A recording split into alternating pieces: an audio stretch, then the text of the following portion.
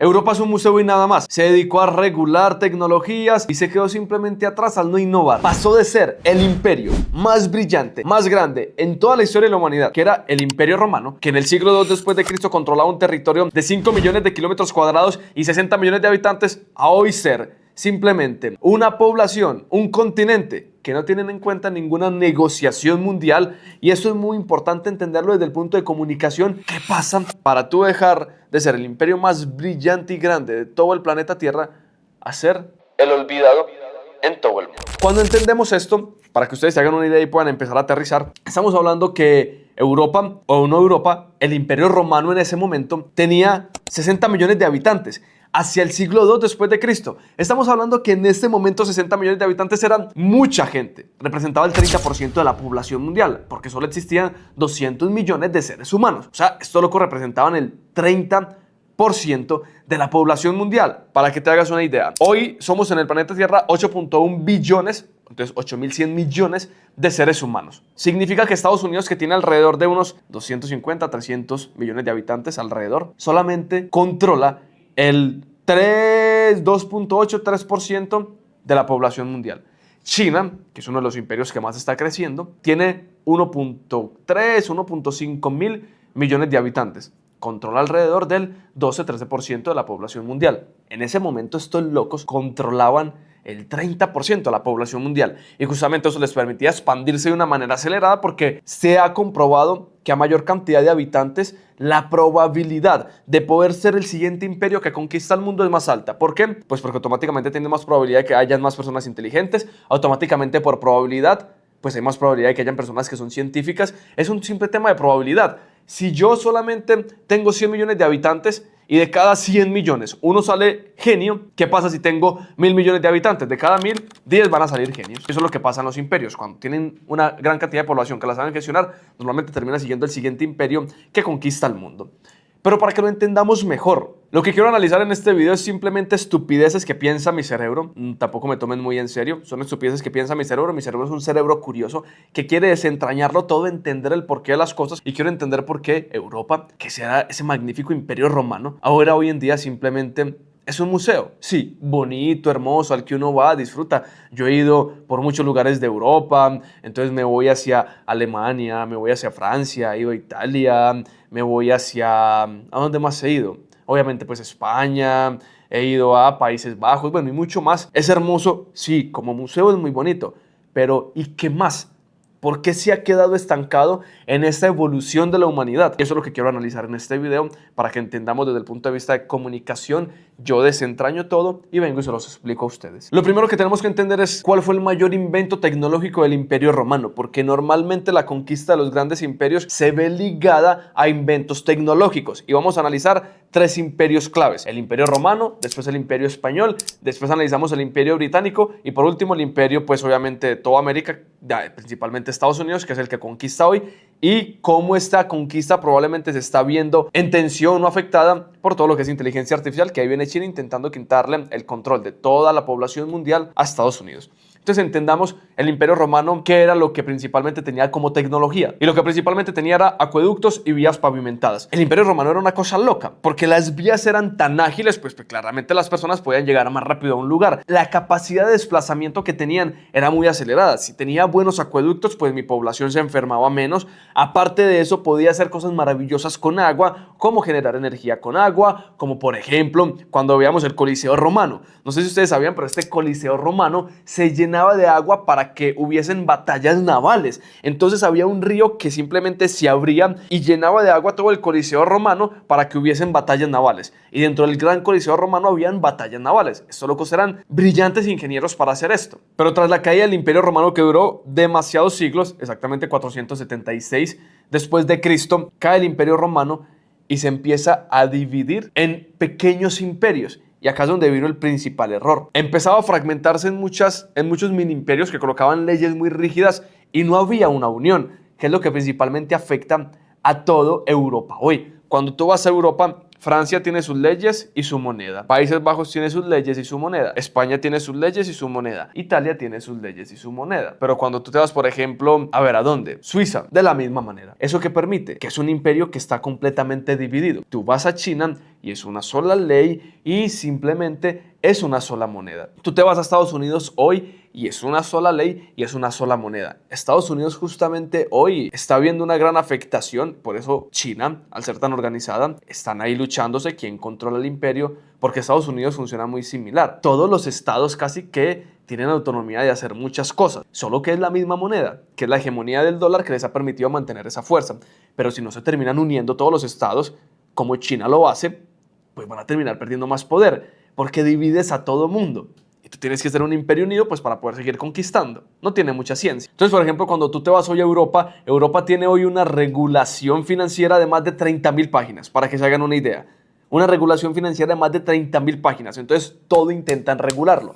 Dejan de innovar. Entonces, como dejan de innovar, llega un imperio con una gran tecnología y simplemente los conquista y los domina porque dice, oye, me tienes que hacer caso o te desaparezco. Y ahí es donde vienen las famosas guerras mundiales. Primera, Segunda Guerra Mundial y una tercera que nadie de nosotros está buscando, pues precisamente porque viene un imperio más grande y dice, yo la tengo más grande que tú, tengo una mayor tecnología, me haces caso o te conquisto de manera agresiva. No creo que ese sea el camino, pero pues es como funciona el mundo hoy. Después viene del Imperio Romano todo lo que es el Imperio Español. La pregunta es, ¿por qué el Imperio Español logró conquistar y ser el imperio dominante en ese momento? La principal razón era por estos carracks que tenían. Empiezan a entender mucho cómo navegar todo el océano, pero con este tipo de carracks, que eran simplemente barcos que tenían velas impresionantes, navegaban muy rápido, y pues fue así como conquistaron principalmente a todos los indígenas que son nuestros antepasados. A ver, yo soy de Colombia.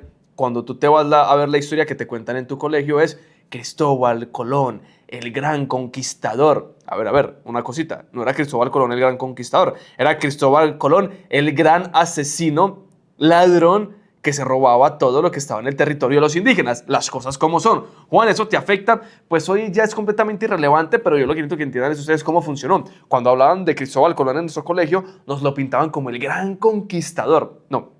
El gran ladrón asesino que mató a los indígenas para robarles todo el oro. Nuestras tierras eran muy ricas en oro, extremadamente ricas. Los españoles, obviamente, con su capacidad tecnológica de navegar, venían y a los indígenas, que es la famosa historia, les cambiaron espejos por oro. Es una historia muy vieja. Pero aparte, el que no quería hacer el trato, pues lo asesinaban. Y aparte, los indígenas, como eran muy espirituales, les daba mucho miedo de los europeos, porque ellos ya habían desarrollado una capacidad de armaduras muy grande y para ellos verlos era como ver simplemente algo que estaba viniendo del cielo. Nunca habían visto una persona con una gran armadura grande y eso fue lo que pasó. Robaron y saquearon todas las tierras. ¿Por qué? Porque tenían esta capacidad tecnológica de navegar el océano, de tener armas más poderosas y pues simplemente los indígenas no se podían defender con su capacidad tecnológica en ese momento. Y conquista el imperio español. Pero ese imperio español nuevamente deja de innovar y viene una gran tecnología que es todo lo que son las máquinas a vapor. Viene el imperio británico. El imperio británico empieza a sacar todo lo que son las máquinas a vapor. Obviamente empiezan a crear navíos de una mayor tecnología. Empiezan a tener, por ejemplo, cañones mucho más especializados. Se los estoy mostrando acá. Cañones mucho más especializados. Y aparte todo lo que es el desarrollo de ferrocarriles. Conexión entre la misma población de ellos. No simplemente una economía que no pudiera fluir, porque obviamente sabemos que las vías, todo lo que es la vía marítima, el comercio marítimo, es lo que permite que cada una de las economías pues sea una economía global donde pues simplemente se puede vender de una manera más ágil, podemos crecer más como economía. Y eso empieza a ser el imperio británico, por lo cual empieza a crecer mucho más y simplemente el imperio español cae y sube el imperio británico. Es muy simple. Pero no solamente es por eso, el imperio británico también crea una gran tecnología que es el telégrafo eléctrico y todo lo que son cables submarinos. Estos locos empiezan a entender que debajo del mar yo puedo hacer todo el cableado. No sé si tú sabías cómo funciona el internet que tenemos hoy, pero el internet que tenemos hoy es por cables submarinos. El océano está lleno de cables y cables y cables que están interconectando a todos los seres humanos vía internet, que es todo el sistema de internet, todo el ciberespacio que está conectado mediante cables submarinos. Hay guerras hoy que se pelean en submarinos. Entonces hay empresas que se dedican a cuidar que no les corten estos cables, porque cuando pelean entre dos países, simplemente yo puedo ir al océano, cortar un cable y empiezo a dejarlo sin comunicación. Obviamente no es solo un solo cable, son miles y miles y miles de cables submarinos.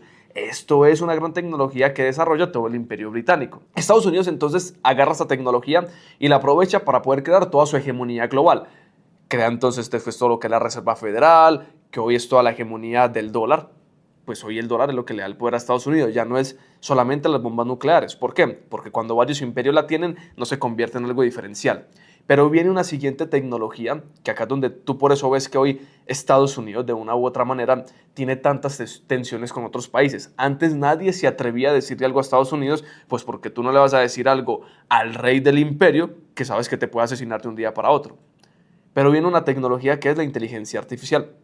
Inteligencia artificial y cuántica son las dos grandes tecnologías que están haciendo que los imperios empiecen a competir. ¿Y quiénes son esos dos imperios? China y Estados Unidos. Son los dos imperios de mayor tecnología e inteligencia artificial. China nunca se le había revelado a Estados Unidos. Estaba sumiso. Cuando encuentra gran poder en inteligencia artificial, empieza a retar a Estados Unidos. Entonces ustedes ven hoy que Trump sale y dice, vamos a colocar aranceles a China. Y después al otro día dicen, oh no, estamos negociando con China. Desde el punto de vista de comunicación tienen que entender que eso no es una coincidencia. China simplemente en una negociación le demuestra su poder tecnológico y Estados Unidos lo que tiene que hacer es echar para atrás. No tiene de otra. Con inteligencia artificial se pueden hacer muchas cosas y con computación cuántica. Yo podría con computación cuántica hackear todas las bombas nucleares de todos los países del mundo. Entonces yo tengo una tecnología que es, por ejemplo, la computación cuántica juntada con inteligencia artificial y yo como China puedo hackear todas las bombas nucleares, todos los servicios secretos y agencias gubernamentales del otro imperio que está dominando. Ahora, ¿quién tiene el poder si yo ya te hackeé y tengo el poder de tus bombas nucleares y las puedo disparar contra tu propio país? Eso es lo que nos estamos viendo hoy. ¿Por qué vemos la inteligencia artificial como si fuera ChatGPT? No, eso es lo que utilizamos nosotros los mortales. Recordemos que las tecnologías siempre nacen en los servicios de inteligencia de los grandes imperios. China, Estados Unidos, algunos de ellos Rusia, que también vienen obviamente punteando acá. Pero cuando tú entiendes eso, entiendes para qué ellos utilizan esta tecnología. La utilizan para poder tener el control del imperio. Es lo que quieren hacer todos los países. ¿Cómo controlo más? Y acá yo no estoy de acuerdo. Entonces llego a una conclusión. Hoy la gran tensión que hay es porque Estados Unidos ya no intimida con sus bombas nucleares, que si bien son amenazantes y pueden acabar con todo el mundo, ya hay varios imperios que la tienen. Corea del Norte, Rusia, China y muchos más. Pero entonces agarran y hay una tecnología que es computación cuántica e inteligencia artificial que puede hackear todos estos sistemas y entonces se vuelve más interesante tener el control de la inteligencia artificial. Que el que tiene el control de la IA, pues controla todo el ciberespacio, puede hackear todo porque hoy todo funciona en el ciberespacio. El que controla el ciberespacio controla el imperio. Ahora bien, ¿qué piensa Juan personalmente de esto? Que los seres humanos somos muy estúpidos, incluyéndome a mí. No entiendo por qué los seres humanos seguimos intentando conquistarnos entre nosotros mismos. Eso es algo que a mí en mi cabeza no me cabe.